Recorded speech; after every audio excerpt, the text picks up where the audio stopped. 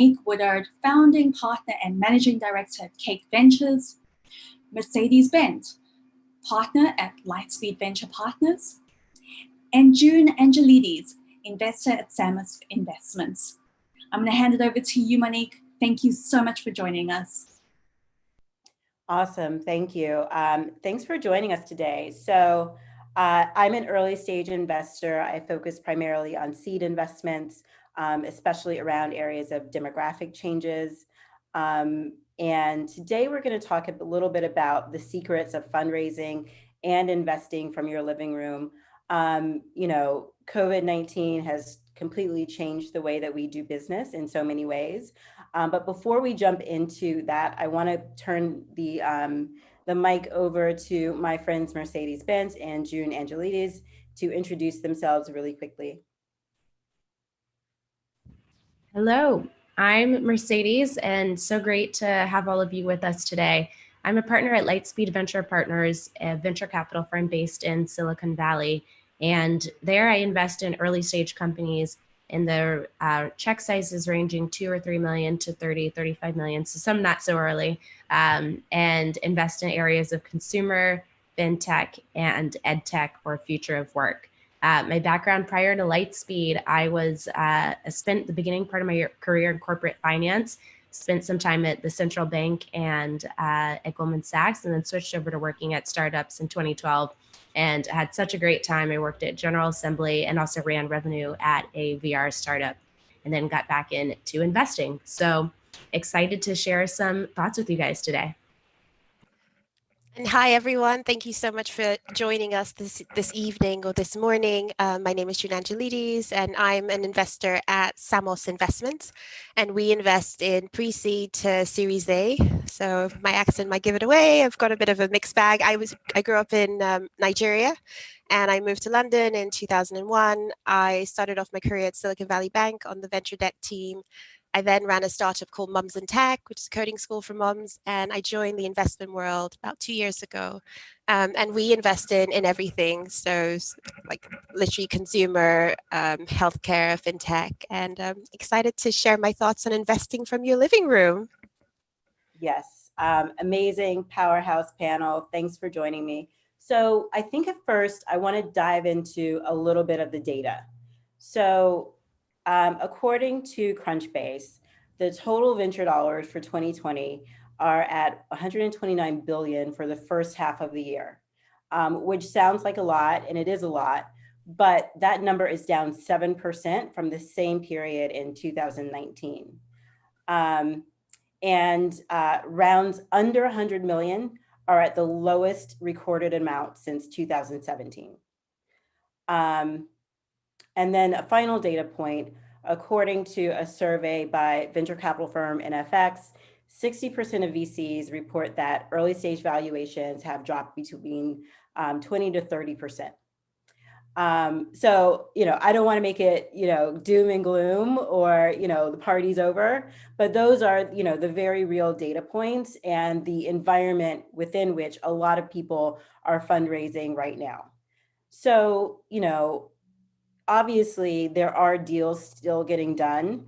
I want to ask our panel, are investors really doing these deals with companies that they meet only via Zoom? Are you seeing that actually happening? Yeah, absolutely. And I remember at the beginning of the pandemic, there was this question around, are investors really open for business? And there was this infamous Google Doc that was going around with a list of companies sort of saying, we are indeed open for business. But I think the reality is that it took everyone a while to figure out how things were going to get done.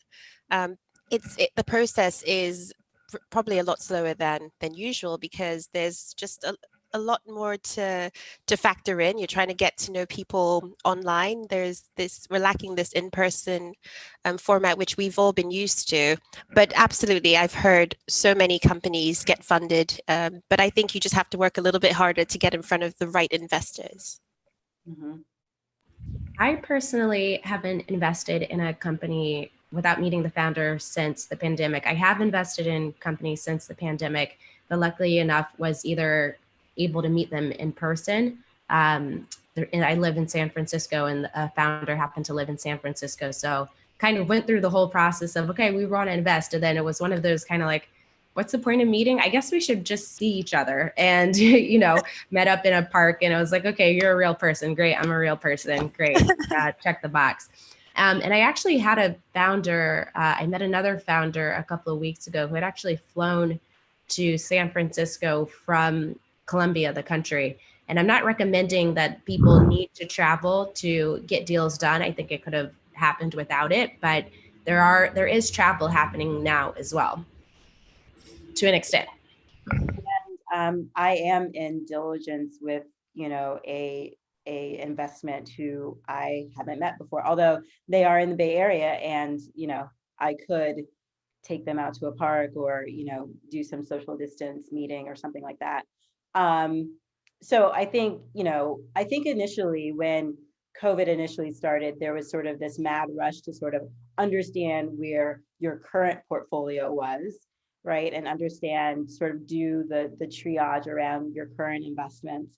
And then we sort of, I feel like a lot of people sort of hit pause and said, I don't really understand where valuations are going to go. So let's just pause for a moment and understand, are they going to stay the same? Or are they going to drop dramatically? Like, how should we be valuing companies?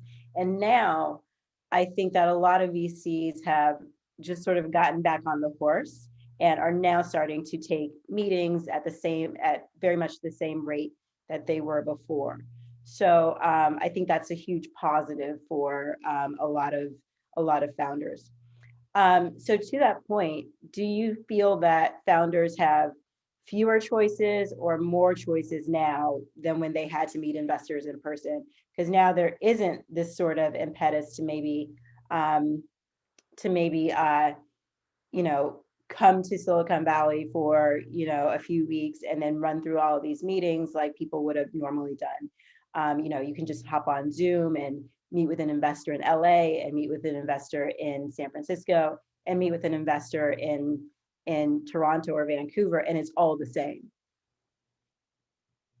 Yeah, I used to meet before the pandemic, I would meet almost all meetings in person. I had maybe a couple of calls a day, or there would be one day of the week that was very calls focused, and the rest of the days were all meetings. And I'd say probably 30% of the people I met were coming in from out of town. And, it's back to back. It's an hour meeting because you're in person. You're not going to meet for 20 minutes or 30 minutes. And so you're doing, a longer meeting. So I actually think that I'm meeting with a lot more founders now because no one has to travel. It's online. The hour meeting has shrunk down to 45 or 30 minutes for a phone call or a Zoom meeting, and you're able to do more back to back. So I do think there's more options now. I also think people are a lot more available, and like you, a lot of investors would have had to travel to meet founders in certain cities, and because we're at home, we're not going anywhere, we've got more time. And I think it's easier for them to reach us on Twitter, on LinkedIn. We can concentrate. There's that pause, which I think was probably necessary to help founders access us. And I think it's a good time. It's a good time to build those relationships, whether you're investing right now, just sort of nurturing friendships with investors and being in their line of sight for when you are ready to start raising your round. It's a good opportunity. And I think a lot of founders have latched on to that. Yeah, completely agree. People are way more accessible. Absolutely. What are you saying, Monique? Yeah.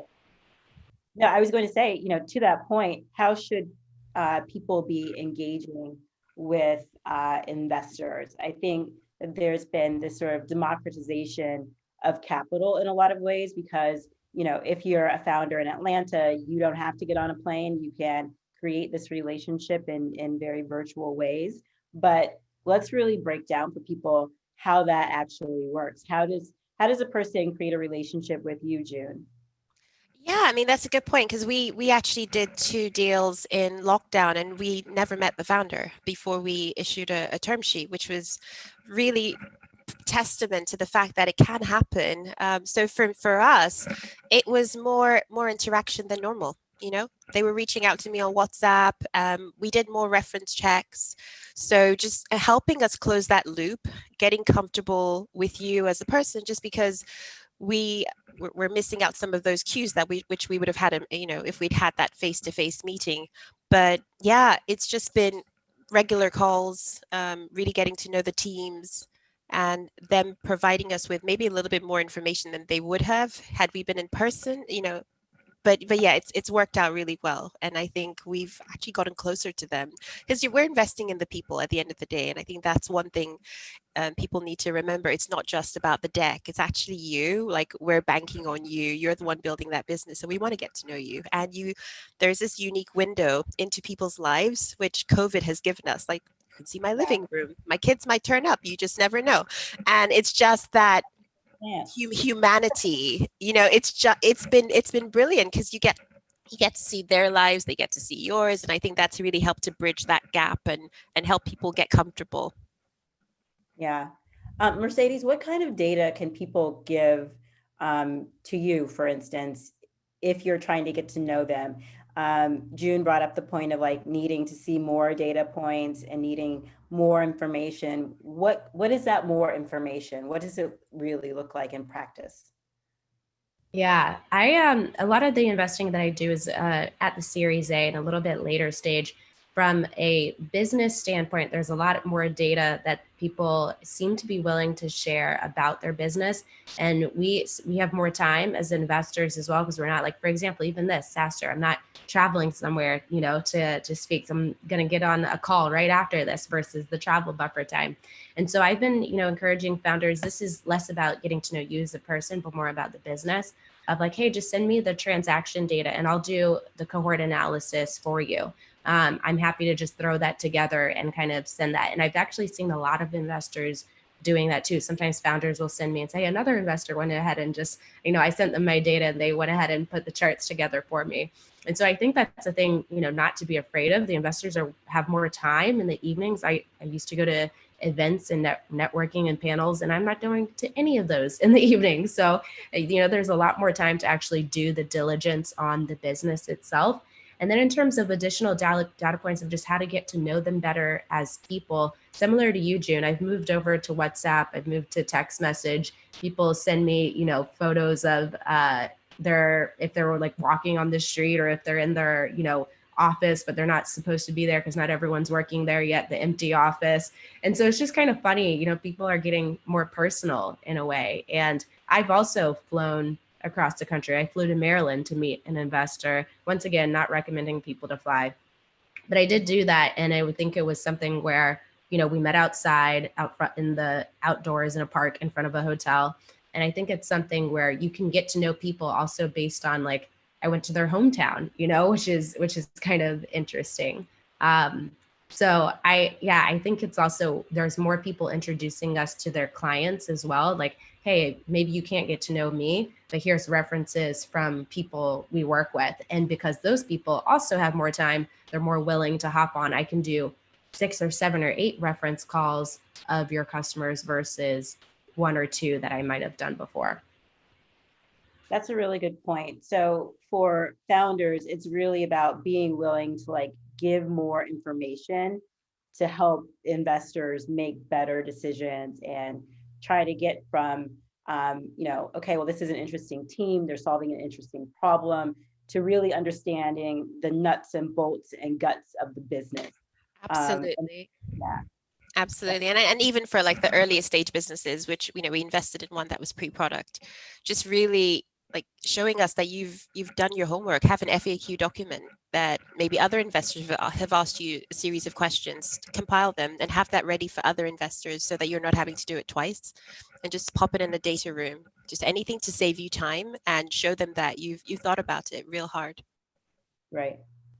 And so, beyond getting to know the team and the founders and the business, what else do you need to see to get comfortable? Has there been change in process? What does the process look like right now? For us? Yeah, you go for it. Sure. So we have kind of two different processes depending on how large of an investment it is. If it's a smaller seed investment, it's not as, you don't have to present to the full partnership. If it's a larger check, then there is a presentation to the partnership. And for us, it's a pretty big group of people. But it's over Zoom. And so before there was actually, I think there was a lot of nerves of like standing up and presenting in person. And now it's like you can sit from, your home. I've actually seen a difference in that. And then from the process too of how do I communicate the product, and, videos might have worked well in an in-person presentation, but you don't always know if, because of everyone's internet connection, if it's going to work well if you play a video. And so there's a lot more kind of testing that we're doing ahead of time. And that I'm seeing founders do less live product demos and less videos in the pitch to the full partnership, but then they're doing the more of that ahead of time. And so instead of, I might have before set up a separate call to go over a product demo. Now, and sometimes in that very first meeting, I'm saying, hey, I know we're all on our computers right now. Do you mind actually just showing me the product and the inside of it and how it works? And they'll be like, sure, share screen. And then I'm just seeing everything kind of real time. And so I think you can move up some of that kind of that product exploration and some of the kind of what's behind the paywall to help investors better see that.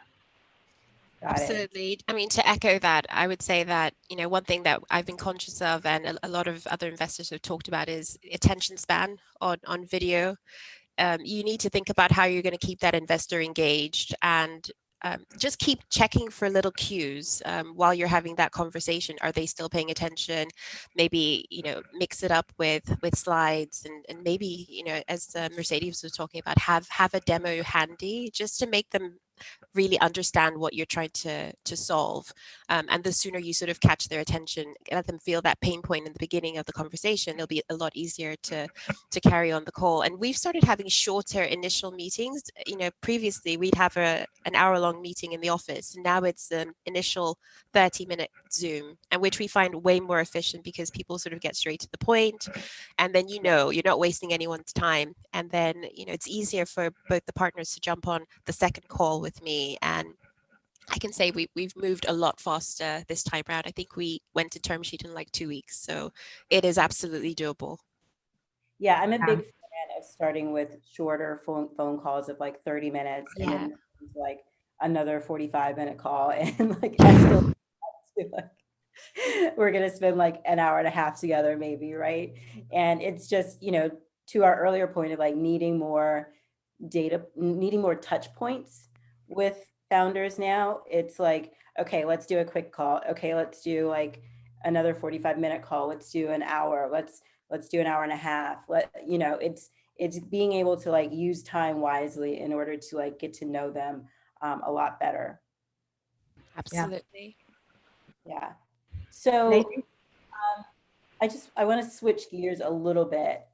When you are talking to founders right now in this moment, do you want them to bring up the elephant in the room, which is COVID? Have you seen a lot of ways that, founders have done a good job of talking about COVID? You might see some lumpiness in the revenue. Have they done a great job of like addressing that and talking about COVID, or addressing future opportunities that COVID has brought about? Mercedes, you work a lot in ed tech, and I feel like the ed tech category is just kind of exploding right now, and it feels really natural for those founders to have a lot of optimism around the opportunities in the category. Yeah, ed tech's hot again, which is everyone in the space is super excited that we are liked again. And yeah, I mean, in terms of I think that I see a COVID slide in pretty much every single deck now, because there's really one of three scenarios. Either you're benefiting from COVID and you're exploding and your growth is growing. This is the delivery companies, the grocery, food, delivery, ed tech, online telehealth, all of those. The second category could be that your business is really hurting from COVID, that you weren't able to, grow as much. And so I see a lot of decks with a bridge round or with, a slide on this is what happened. A lot of, at this point in time, now that we're in August, September, we're in September now, I'm seeing a lot of recovery slides where in the beginning of the pandemic, it was, okay, this has happened and here's, we need cash right away. But the companies that had a little bit more runway waited to see if they could make a bit of a recovery. And so their slides are all showing a V now saying, this is what happened. This is what we needed to do. And we were able to bring it back up to here by doing all of these other things. Maybe not all the way back up, but, a little bit of a check mark.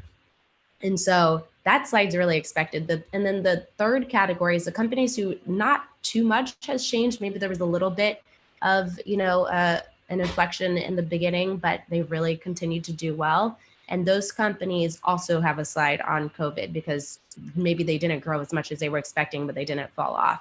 And so I'd say it's really kind of expected now. And if I don't see one, then it's going to be my first question. Right. So you might as well go ahead and put it in there and talk about it. At first, I was seeing a lot of we are a COVID company.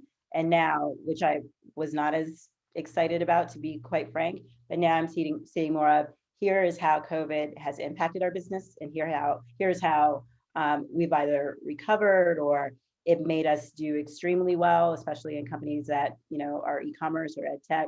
Or here are the COVID related tailwinds that are kind of pushing us to be successful. What should companies highlight as a signal that they are extremely investable in this particular moment? I'm going to throw it over to June. I'm just thinking about the companies that we invested in. There's one particular founder who she just demonstrated really strong knowledge of her sector. So I think it's really important that this is not the time to be shy. You really need to highlight why you're the best person to be building this business. Show that you've done your homework, that you get the market, talk numbers, give us a real indication about the market size, talk about your margin. Don't be shy. Really, really explain how you're going to get there. We don't expect you to have all the answers, especially given COVID. It's so unpredictable, but we want to know that you're thinking through it in the right way and that you're the type of founder that can adapt when it really comes down to the crunch. You'll know when to take a step back, and I think we're also being very realistic. We know that we're all sort of in this uncertain time, and we just want to be sure that you're also thinking about it that way. And the macro situation is, it's fluctuating every day, but I think the key is just to just be showing us that you're fully aware of the climate that we find ourselves in, and not pretend that everything is sort of rosy, because it's not. Yeah.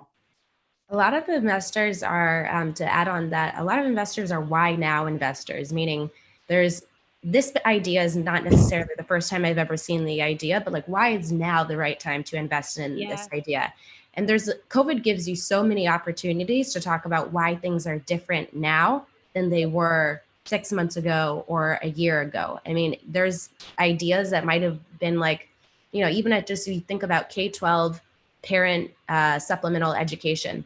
That was not a category that people really saw 6 months ago, parents spending a lot of money in. So it didn't really make sense. But now you're okay, everything's changed. And so I think if you can get really clear on your business, why the why now has changed, and it may not have to be for that all of a sudden there's much more spend and that budget has been unlocked. The why now might be that there's actually been a pullback in your market. And so incumbents have gone away. Everyone's kind of gone away, and there's not as much competition. And so now there's a reason why, even though the industry or sector is not doing well, that a new entrant is going to come in early, new valuation that's not going to be rocket high. I've had it, and founders also tell me the why now is that we actually, for the first time, our sector is not doing well, but it required us to be so efficient with our margins that we now finally got to break even on our margins, and we're still down overall, but that's a new story. And that is it. Now we know how to build our business this way. We almost just didn't do it before because it wasn't,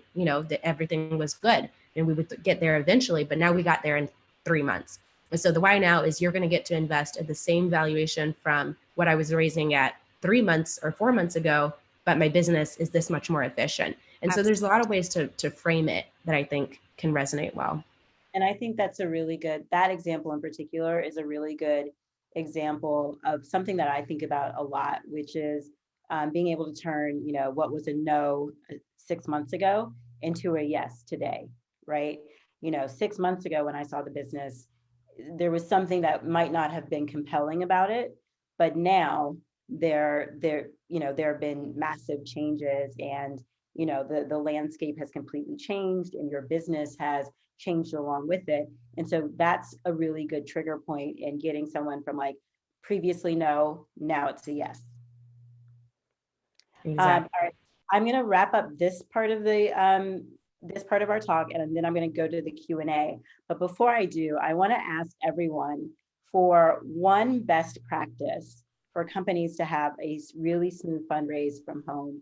And I'll start with mine, which was on our previous slide, is really be clear with the investor about the process. And the process may have changed from, pre-COVID when you talk to them to now when you're talking to them. Get really clear about what a decision looks like and what the timeline of a decision looks like. Is it 3 days? Is it 3 weeks? Is it 3 months?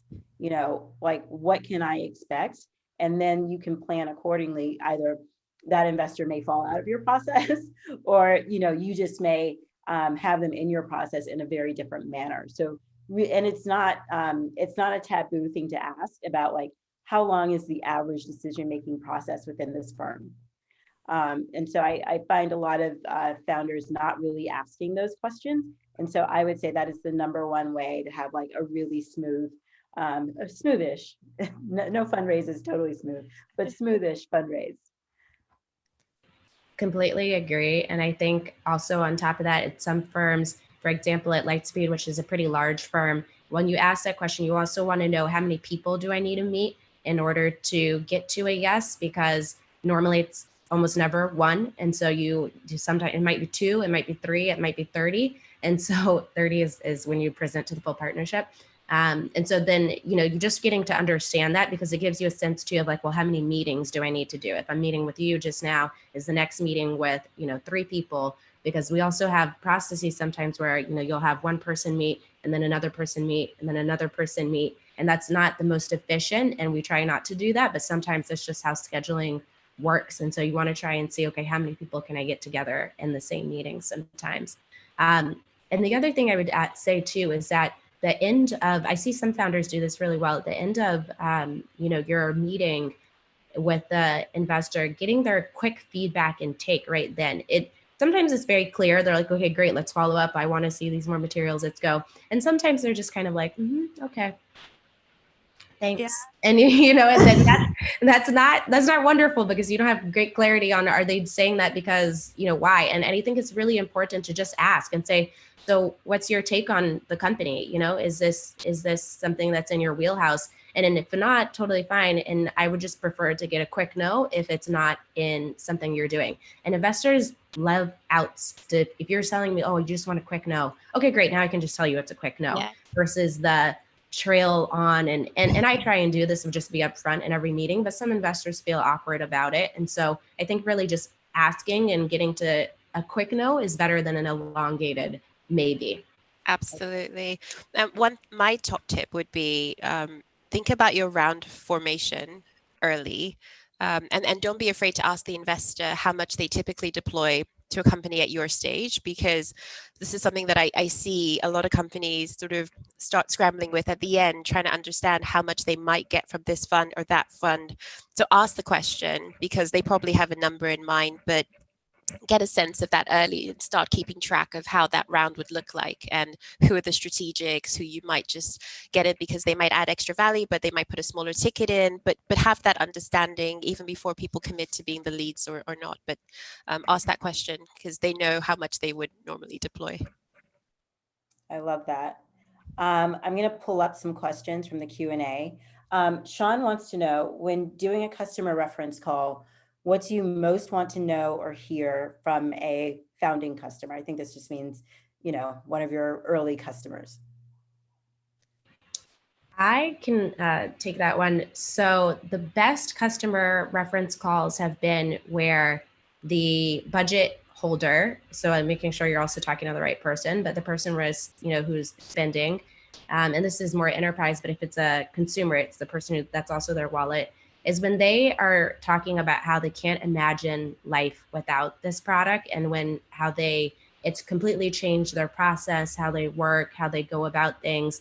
And sometimes I'll ask the customer, if you didn't have this product anymore, like what would you guys do? And then, you're looking for, well, do they know? Does it completely break their process, or, different things like that.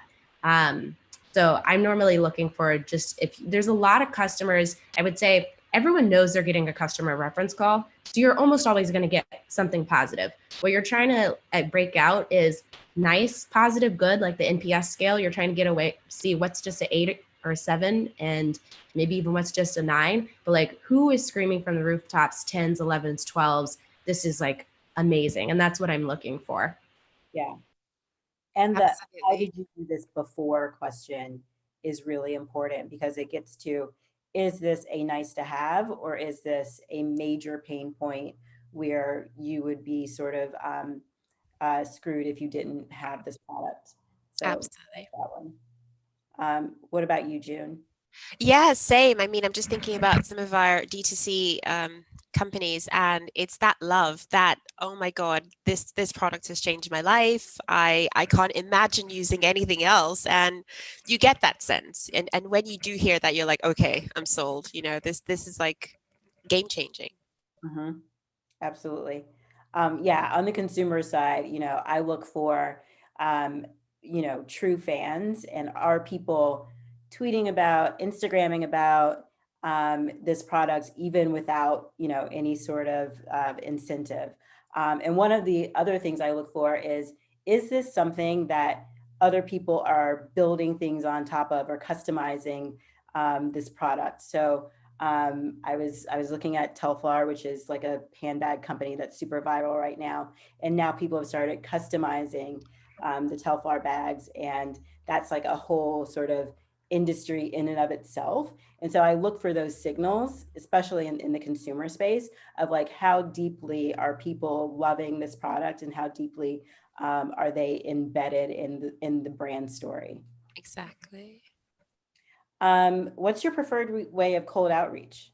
How do you want people to get to know you, or get in contact with you if they're reaching out cold? Or do you even like cold outreach? A lot of people, a lot of VCs talk about getting the warm intro. How do you feel about the cold outreach in general? I like it. Do you know what? I've got people like Instagramming me, and I love it. Like, we'll just have a conversation. And I actually did this thing recently where I put out my email address, but also I have a Calendly where people can book 20-minute slots with me.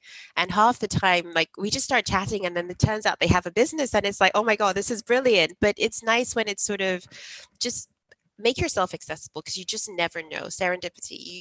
You might just come across this amazing business that you end up supporting. Yeah, I also like cold outreach. I did a call this morning with someone who had reached out cold, and I do them quite a bit. I think that I prefer email. LinkedIn is a lost cause for me. Please don't message me on LinkedIn. There's too many people reaching out. I'll never dig out of it. Whereas email, I attempt inbox 0 and get pretty close many days. And my email's on our website. Well, this is in my work account. In my personal account, I'm over 5 figures unread. But so, and my work email's on the website. So I always encourage people will actually reach out on LinkedIn and ask for my email address. And then you're kind of like, but it's on the website. So that tells me you probably didn't do the research of even going on the website, which, I think that's the amount of research I would do before reaching out to a founder, is go on their website. And so I think that's good. The other thing also in terms of cold outreach, like crafting the message, making sure that you're in the right stage too. I'm mostly a Series A investor, and I get the majority of the cold outreach is for not the right stage. It's for, pre-seed, pre-revenue. And so a lot of the responses are quite similar, that, hey, that's not the stage I'm investing at. The more, and I know it's hard to necessarily tell what stage investors are, but the more you can kind of just clarify, this is my stage, is this the stage that you're investing in, the quicker you can get to the right person. Absolutely. I will add that, a lot of us blog, we've got Medium posts, we've got articles that we've been featured in. Read about us, get an understanding of who we are, maybe even before sending us a message, just to make sure we're actually the right person for you. And then just make your message as clear as possible as to how we can add value. It just makes it more likely that we'll respond. Exactly. I also feel that, the emails that I answer relatively quickly, whether it's positive or negative, are the ones that are very clear, but not super long.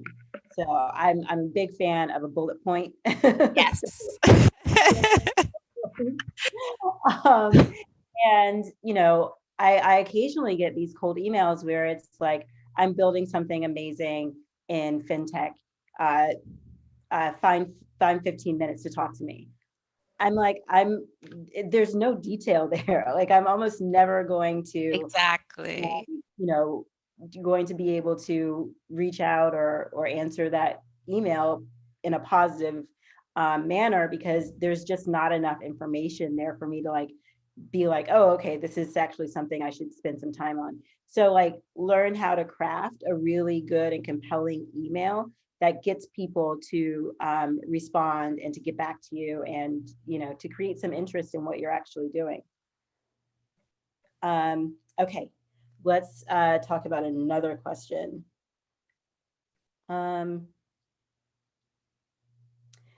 June, you talked about your firm investing in very early pre-seed sort of person with a deck and an idea companies. Yeah. So are firms investing in pre-revenue companies? And if so, what do you look for when investing in these companies? And that's from Jennifer Kim. Okay. Hi, Jennifer. Yeah, we do. One of our last investments was pre-revenue, pre-product. And in her case, she had good experience. So she had a lot of transferable skills that we knew for sure. She had the network to make her idea happen, sort of really hit the ground running, contacts to build out a strong team. So she hasn't even built the team yet, but we know that with her network, having done really good reference calls on her, and the data that she provided us with, you could tell she's done her market research. She knows it inside out. She started the groundwork on starting to get the idea off the ground, like building early products. So we got a sense of what is coming. But I think it's just a case of trying to convey as much information to the investor that you are the right person, whether it be through your network or just through your knowledge of what you're about to build. Awesome. Yeah, I think, I've invested in pre-revenue and pre-launch companies. Not a lot of them, but, there are definitely a couple in there. And I think for me, what got me over the hump was their background. Have they done something similar or in a similar space before? So do they have sort of the background knowledge, network, et cetera, to really accelerate quickly? That always helps. And then their deep, again, to your point, their deep understanding of the problem that they're trying to solve. Like, the more you can illustrate that this problem well, and that it's a problem that you are the person to solve, that's how you get to a yes as sort of a pre-launch, pre-revenue, pre-everything startup. So we'll do another one. So for an early stage that was dormant prior to COVID, then pivot, and you have the clear why now, how can you best address during a presentation that the company has been around for a while, but is hitting, I think the question is, but they've been around for a while, but they are hitting some sort of inflection point that maybe was driven by, our current COVID situation? Yeah, I can address this. So there's a couple considerations here in terms of companies that have been around for a while and now are taking off. That can be fine as long as you have enough data to show that it really is taking off and it's not a fluke. So ideally more than 1 month of data, more than 2, maybe 3 or 4 to show, okay, this is a trend, this is really happening. Because I think there's a fear sometimes when there's just like, it's taken off for 1 or 2 months, that it's not sustainable. And maybe you just spent more on, ad spend that month. So I think also showing, one thing to show is here's how much we spend on ad money every month. And this was our CAC, this was our return rates. This isn't for a consumer company, but even enterprise companies, you can do the same thing. Here's how, did we hire more BD people or did we not? If you didn't hire more BD people and then all of a sudden sales are taking off, then it's okay, this was natural. The other thing that you can do is to frame it as this was phase 1 of the business and this is phase 2 of the business. Nobody, everybody knows there's some kind of reverse revisionist history when sometimes you talk about how there was like this new plan, this new thing that's working, but it was your plan all along. That's totally fine. Everyone kind of wants to hear that story anyway. People like to be convinced of oh yeah, that was really like smart. Like you did this thing first, it was the wedge, and now you're going into this and this is why it's working. It doesn't matter if you had the idea early on. Every single successful company you can think of out there started almost doing something different and then something caught on, and that's what the story is now. And they'll tell you that they were doing that thing first because they saw it all along. So I think everyone hindsight's 2020. So definitely try and present it as if that was, what you were thinking. Awesome. So Clary has a question. Do you suggest an early launch with a minimum viable product, or do you suggest to maintain focus and use of resources to achieve the main goal? So I think it's like, do you launch a less fully featured product, or do you try to like wait and launch a quote unquote better product that is full of features? My tendency is to go toward launch an MVP and get customer data around whether it's working, what isn't working, how customers are using it, because customer data and customer feedback always changes your product. And so to wait until you have this product with like 7 features versus, okay, we're going to launch something that has 2 features, I think that changes what happens in the rest of your roadmap. So go ahead and launch that MVP. I think getting things out into the world faster rather than waiting for like having the perfect thing is more effective for most startups. Anyone else have any comments? Yeah, absolutely. I mean, I'd echo that. Go start scrappy, get data. Data is your friend, because when you are ready to start raising, then you've got data points. You can say, people love it. This is what I've learned. I think it just puts you in a much stronger footing when you're having that conversation. Yeah. Nathan has sort of a dual question. Do you like it when startups say, you have a first meeting and then maybe they're too early, but they say, or maybe they're not raising, but then they say, well, we can add you to our investor update list. Do you all like that? And do you actually read those emails? I those emails. Huh? I totally read those emails.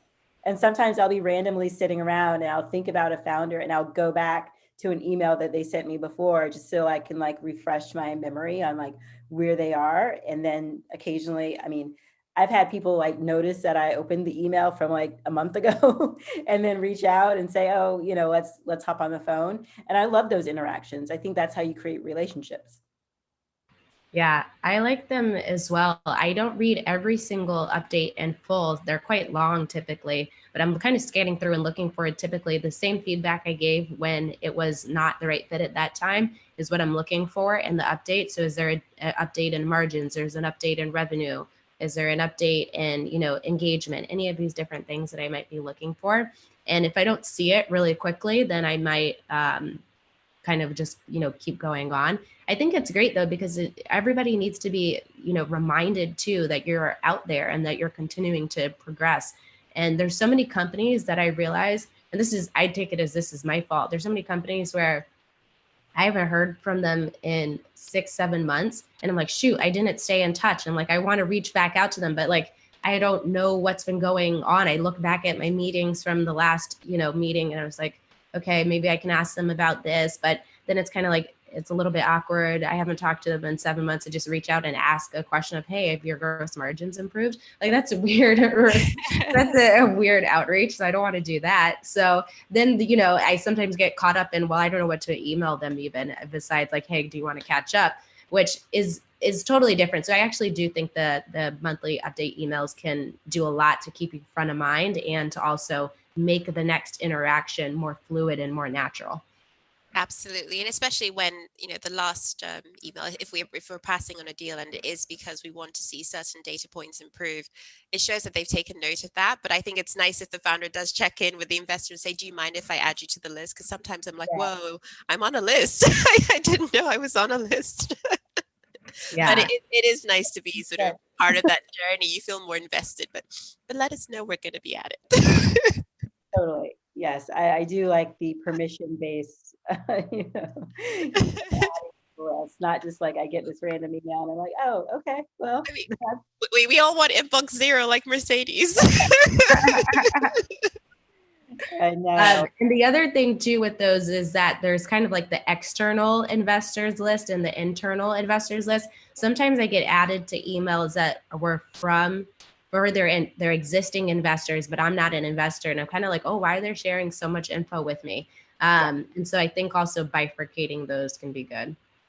Yeah, exactly. I would highly recommend, not sharing super confidential data that you don't want someone who isn't already an active investor to have. So make sure that you are splitting those lists and accurately, accurately sending them to the right people, routing them to the right type of investor. And, don't feel like you can't tell an investor who you haven't got an investment from yet certain things. Like, don't make it so vanilla and sort of and washed that it's completely useless, but also, kind of ride the line between not giving them too much information especially around things that may not be going well in the business that other investors definitely need to know. Cool. Well, I think that is the end of most of our Q&A. Mercedes, do you have any last words for our audience? Feel free to hit me up. I always love hearing from folks, especially if you're building in consumer, fintech, edtech, future of work. My email is mbint@lsvp.com. And thank you guys for joining.